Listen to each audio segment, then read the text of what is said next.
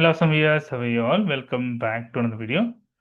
Guys, in this video, we are going to discuss how to resolve this issue, invalid bank account name mismatch. Kindly update your bank account details through self mode. Okay, how to resolve this issue? So click on manage here, click on KYC. So click on bank here. So you have to update your account number. So enter the account number here. So you can enter the confirm account number. So now here you can enter IFSC code.